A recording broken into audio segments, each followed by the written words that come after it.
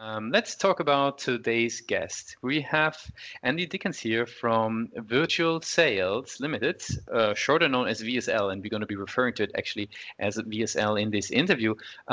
Basically, the team is helping companies to get more qualified leads, right? The topic that we love here at PathMonk, but they go at it from a very different angle. So it's very interesting to learn about how they have been helping clients to get on average around 30% more leads for their business. So Andy, welcome to the show. Thank you. Awesome. Yeah, maybe in your own words, right? I jumped a little bit into it. Maybe tell me what VSL is all about in your own words. Sure. So I think it's important for the listeners to hear a little about why I started the company when I did. So I founded the company back in 2001. So we're in our 20th year of trading. But before that, my personal background was working for technology companies like Visio. You might remember they're a drawing and diagram product, were acquired by Microsoft. But I was employee number 2 and built the revenues and the sales team up from nothing to about $40 million by the time I left 7 years later. I then joined Red Hat, the Linux company, again, sales director for Europe, building the sales team and revenues up. And then the dot-com bubble burst in 2001. For some of you old enough to remember that, a lot of technology companies went to the wall because they were overvalued. I took the opportunity to take voluntary redundancy from Red Hat and started Virtual Sales Limited, so VSL, as Lucas said. The primary reason for me starting the company is that whilst at Visio and Red Hat particularly, we were using traditional call center type companies to do all our calling. And what we found was that the callers were 18 to 22-year-olds, graduates, no business line experience. They certainly hadn't got the IT background that we needed. There was no collaboration, no feedback. The meetings they generated were coffee meetings at best. Total waste of time, total waste of money. And that was a driving reason why I started VSL. So I thought, let's do things differently. So I turned things upside down, and rather than focusing on using inexperienced callers, the model was and still is exactly the same. It's using best of breed, very mature 40-somethings with bags and bags of IT and software calling experience. In essence, we can then give that to our clients on a part-time basis. So rather than a small software company who maybe have a couple of directors, good product people, rather than them spending hours on the phone doing the initial qualification and building the sales pipeline, we can do that for them in a very affordable way, meaning they can focus their efforts on business. So the services we offer are qualified lead generation and qualified appointment setting campaigns. Very good. Who would be typically the types of businesses that would be taking sort of advantage of this business and this service? I guess from my personal background, it's going to be no surprise to you or your listeners. We focus on the small software and technology companies. So they're the guys that come up with great products and ideas, but generally don't know how to go to market, and they certainly don't know how to build and nurture a sales pipeline, which is what we do for them. So we don't focus on anything else. It's all about small software and technology companies. Yes, we've worked with big companies like Microsoft. You may see them on our website. But we made a conscious decision probably about 10 years ago just to focus on these small software and technology companies because they're the one we can have the biggest advantage with and build long-term relationships with them. Makes a lot of sense. How would you describe? I mean, there's a very, very particular target group. How would you describe? What would be the top sort of, acquisition channel? How do they find VSL and how do they get started? Like, what's the journey looking like? Okay. So no surprise, we've got a very good website, www.virtual-sales.com. So we've got over 20 years of organic traffic on the site. We've got lots of blogs. So have a look at our website. You'll see there's some great blogs in terms of critical things, how to get past the gatekeeper, why outsource versus insourcing. So some very good topical blogs on the website, but also good explanations about our various range case studies and testimonials from our small software and technology companies. In addition to that, we've also got a relationship with a company called Bant.io. They provide our inbound lead generation service. So we told them who we want to target, small software and technology companies in the UK and USA. They go off and build an email target list, and then they go out with short, sharp email messages, and that results in marketing qualified leads direct to my inbox, which I then follow up and convert into opportunities. Awesome. Sounds very like a well-oiled machine there. Well-oiled machine, and been doing it for long enough. So yeah, it works. Awesome. You mentioned the website there with a lot of content on it. What role would you say does the website play for client acquisition then in the end? Yeah, it's a good one. It's if someone comes to us via Band or even searches comes to us via a blog and then reads it thing, I think you can't overestimate the importance of having a good website that's been fully optimized, and we've done all the CRO on the website as well to optimize a journey when someone lands on the website to make sure they go to the relevant page for more information. And obviously, it has to be easy for them then to click to contact us in a useful manner, which we do. Very good. What would you say right now, since we're talking about the website, is sort of the major strength? Is it the ability to convert it, visitors to signups or potential clients, or is it the quality of the leads that is coming through? I think it's twofold. I think we have a duty as a company to share our knowledge base, which we do with our blogs. So not everyone that comes to the website is going to sign up as a client right away. I think when the time is right, we need to make it easy for them to navigate through the website and then with one click contact us with their details. And then we've got an automated process. So for somebody hitting our website, filling out our small contact us page, 2 minutes later they'll get a personalized email from me with an e-brochure, tells them who we are, what we do and how we do it, and inviting them for a phone call. So even our USA target companies, while we're asleep, the website's doing the business for us, and by the time we wake up in the morning, we've got a qualified opportunity on the desktop. Awesome, very good. I have to ask then, sort of the flip side of it. Where do you see the most room for improvement? Like, if you're thinking maybe conversion rate or the qualification level of the leads that are coming through, where do you still see some tweaks can be done?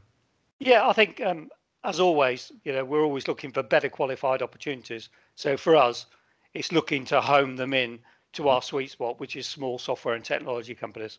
So, if I had a wish list, it'd be that number one. We want to attract more of the same. I see. Makes a lot of sense.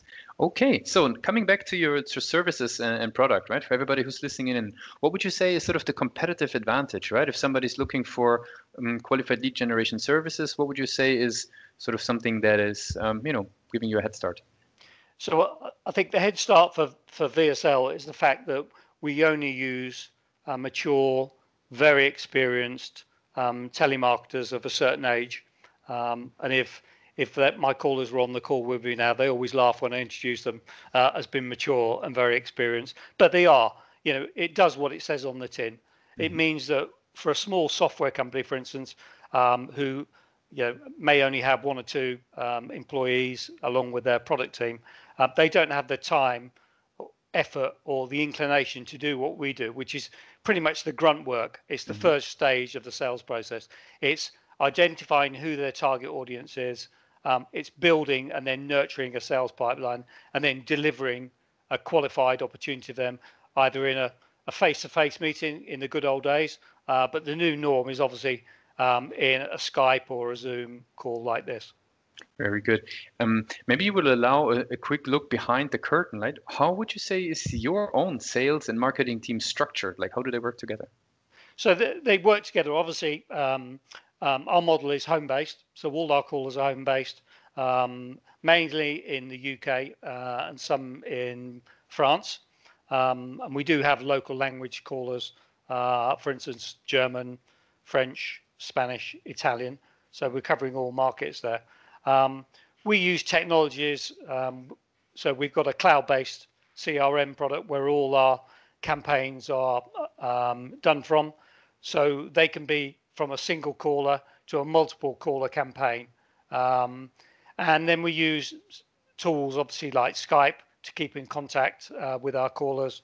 And then we're a big advocate of Microsoft Teams. So we use Teams for calls, not only with our clients, but also for prospects calls as well. And it's actually been interesting during the pandemic. More and more people want to jump on a video call rather than just a voice call. So that's one of the big surprising things for me during the pandemic, is that people have wanted to get on and have a video call to, I guess, to see what you look like and to meet you virtually. Interesting. And since you've been building up those processes really solidly, like if a lead is coming to your website, VSL, and is signing up, like what happens then? Like how are they handled? Like what is the process that they would go through? Okay. Well, as you can imagine, of having done this for over 19 years, it's a bit like a well-oiled machine. So when we get a lead coming into the website, they get a personal call from me to qualify that opportunity. And once we have a good fit, so their needs can be met by our services. So what we get them to do is fill out a campaign briefing template document. So that covers who they are, what they do, how they do it, what the pain points are they have typically, for what their target audience pain points have, and then how they overcome them. And then we then arrange up to a 2-hour Teams or Zoom call with the client to hear it from the horse's mouth. So let's hear it, how you pitch to your target client. And it's an opportunity, obviously, for them to meet the team virtually. So on the call, you typically would be the dedicated caller or callers, plus a project manager. And the role of the project manager is to manage the campaign and the caller so that the client doesn't have to do that. We then ask them about data, whether they have data to call on or whether they need us to source data. If it's us sourcing data, we have a relationship with a company called Cognism, which is an AI-powered database, very flexible, very, very good database, and certainly the best data we found in several years of using databases. And obviously, I'm sure your readers would totally agree with this. It all starts with good data. So the better the data that you're calling, the better the outcome of the campaign, bar none. So once we've got the database sourced, we'll have a kickoff call. We'll put the campaign on the cloud-based portal so the caller can see all the data, and then we start calling, and then we give immediate feedback to the campaign, to the client as we get it. So usually on a daily basis to start with, then moving to weekly. Regular reports and updates with the client, and a weekly download of data in Excel format from our CRM for them to load into theirs to share internally. Very, very interesting. That really shows along the process very nicely. I would love to switch gears like a little bit, right? So we've heard a lot about VSL. We would love to learn more about you, right? As the leader of the company behind that, as we said, oiled machine. So a couple of rapid fire questions just to get to know you a little bit better. You ready for those? Yep. Okay, so what's the last book that you read? Sales on a Beer Mat. So it's a very good book for people entering the sales profession, but also for those who are thinking about getting into sales but don't know how to do it. The whole idea is that guys get together in a pub and put their ideas on the back of a beer mat, and then that then translates into a good sales process or a great idea for a business, etc. So it's a very good motivating. And the reason that I read it recently, I've read it before, but I read it again recently because I saw a post on LinkedIn saying there's an updated version out. So yeah, great book. Nice. Those are usually the best books, the ones that you reread. So they're so valuable that you reread. Awesome. What's one single thing that your company is focused on the most at the moment? Obviously, in these times, we want to be growing our business. So our real focus is to continue growing, but also adapting to new technologies and also new ways of working. I'm sure if any of you are old enough, it would have been, from a cold calling perspective, it was all about the number of calls, right? Well, today is different. it's all about quality rather than quantity. So much better before you pick up the phone to have a qualified database, so you know that the person you're going to be calling is going to be interested in the value proposition that you're calling about. And we use tools like Lusher and LinkedIn to help us get the right contact details before we even pick up the phone. So today's calling has evolved. It's more about quality than quantity. So a big focus on that, and a big focus on growing our business. Very good. Couple of more questions to go. If there would be no boundaries in technology, what would be one thing you want to have fixed for your company today? Good question. I think if there was no boundaries, obviously, I would like every single lead that comes into my inbox to say, Andy, I've just been waiting for your email or call. Awesome. Yes, we'd like to go ahead. Very good. What's the last thing that kept you awake at night about the company? Obviously, COVID-19 was, I think, with most of us, it was a very worrying time, especially when it started in around about the 23rd of March in the UK. Like most of us, we were wondering what was going to happen. I fully expected business just to fall off the cliff. It's actually done the opposite. So, that was a lot of worrying nights when it first started, because it was the fear of the unknown. I think what we've done, along with a number of other businesses out there, is capitalize on the opportunity. And what we've seen is that there are a lot of companies that perhaps deferred hiring their own salespeople, but they still need to do the building and nurturing of a sales pipeline, and that's where virtual sales can help them. Very, very good. Okay, one interesting question to sort of round this up is, if today would be your first day, right, to work on VSL, like you sit down on the desk, it's the very first day, what advice would you give yourself? Good question. So in terms of what advice I'd give myself, I'd first of all make sure that you have a good plan, so you know what services or product you're going to be selling. Once you've got that, then I would build a very good website that translates into showcasing the products or services that you're going to be selling in the market. Then make sure that's fully optimized, so that people can actually go out and find you without having to spend money on Google Ads or pay-per-click. And then lastly, recruit the best possible people that you can to do the job. Very good. And I really appreciated that you were taking part of today's episode for Pathmark Presents. I want to give you the last word, right? If somebody forgets everything about the interview today, what should they remember about VSL? Okay, people should remember that VSL offers best of breed, mature and very experienced callers that can help build and nurture your sales pipeline. Very good. Thanks for being part of Pathmark Presents. Thank you very much.